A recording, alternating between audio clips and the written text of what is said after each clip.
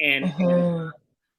my wife mentioned that you did a great job explaining of the endocannabinoid system, and it just Mhm. maybe we could start there and use that as a bit of an understanding of what it is this amazing plant is actually doing to us or for us. Totally. And that's like a huge thing, like within my nursing program and how I run my practice is as cannabis nurses, we should almost be endocannabinoid system nurses. We're caring for this endocannabinoid system, and it's the master regulator of the human body. Like by 7 weeks gestation, a fetus has an endocannabinoid system. So integral part of the human body. You know, that little blob has an endocannabinoid system. Your cat that was in there and the dog that we could hear has an endocannabinoid system. Everything has an endocannabinoid system instead of like except insects. But yet it's like this mystery system. It's not something that we see in mainstream medical system or programs. It never spoke about it in nursing school ever. And then as we're talking about these other holistic modalities like Reiki and massage and yoga, those all nourish the same system that cannabis does. It's a very holistic system. And so this system, what I always believed and what I was always taught in nursing school is the brain is in control of everything, right?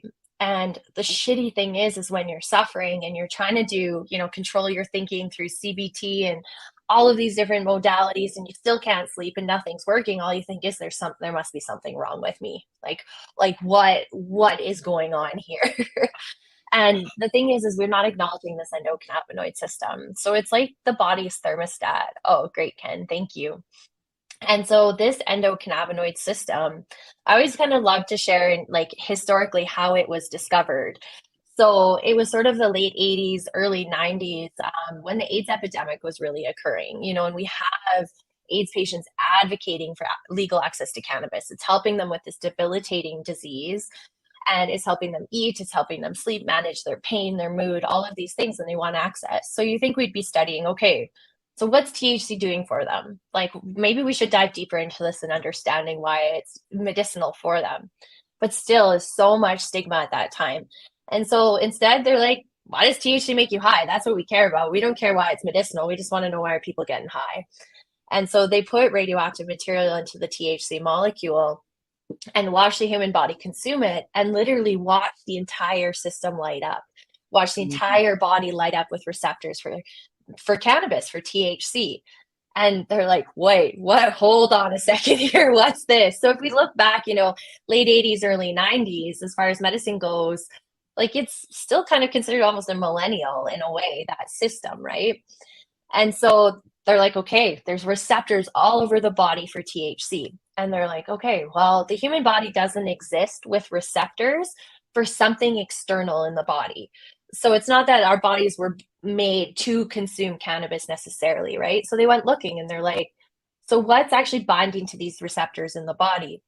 And so they found the ligands are our naturally made endocannabinoids or endogenous or internally made cannabis, and it's called anandamide and 2-AG.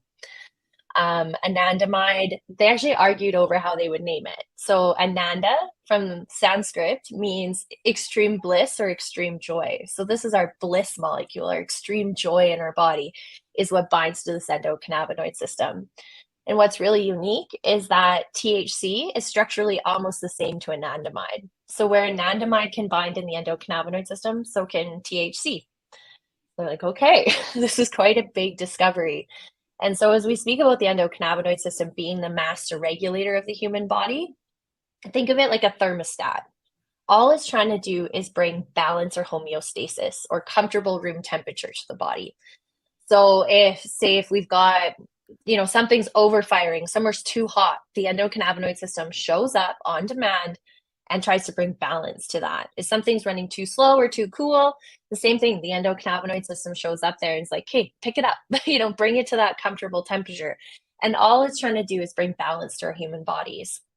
Unfortunately, the modern day world that we live in really dysregulates this endocannabinoid system. Big surprise, right? And so things like chronic stress dysregulate our endocannabinoid systems. So this rush to do more, be more, balance more, and I especially think of that from a motherhood perspective because I have a 5 and a 2-year-old, so that's like very pertinent to my life. But this rush culture, right? two parents working outside of the home, you know, just like so much chronic stress. And don't forget that we had this massive layer of like really heavy stress across society for the pandemic, right? And that's like, we see this massive shift in like worsening mental health post pandemic or wherever we are in it, right? So this chronic stress dysregulates the system. Other things that dysregulate the system is like a high level of caffeine or large amounts of caffeine intake, poor sleep, alcohol consumption, processed food consumption, smoking.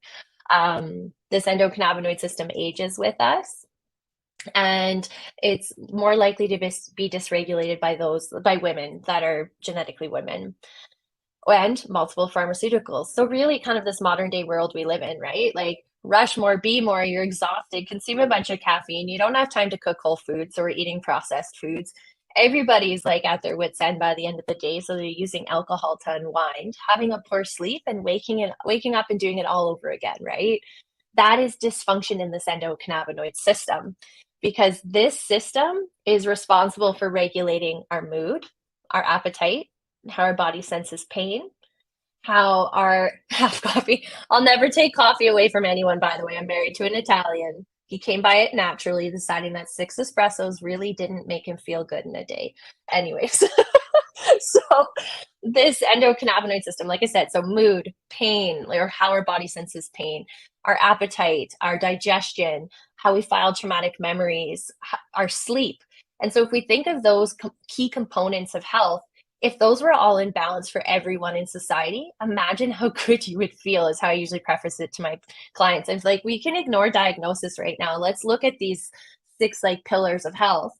Imagine how you would feel if these were in balance. And they're like, well, I feel phenomenal. I'm like, I know. This is what your endocannabinoid system is responsible for, is to regulate all of these things. So then it's taking it to that next level. And, you know, how do we use cannabis as a tool to augment this endocannabinoid system and then allow people to enter into more healthy behaviors that support the endocannabinoid system? Because I know for myself, and I think about an experience I had postpartum with a really unwell child, you know, required bowel surgeries and all this kind of stuff. They're like, oh, you're not losing weight. That's odd. Go see a specialist. And I sat down at that specialist and they're like telling me to start a diet. And I'm thinking, you never asked how I sleep. By the way, I don't sleep at all. And, you know, so like, it doesn't make sense. How do people start engaging in healthy living behaviors if they don't have baseline levels of health, sleep, mood regulation, and pain control? You're not going to start exercising, dieting, doing whatever, all these healthy living behaviors, unless we have that baseline. And cannabis and augmenting our endocannabinoid systems is a beautiful way to get that baseline. Amazing. I think that was such a great synopsis of really foundational in terms of where we want to go with our next questions.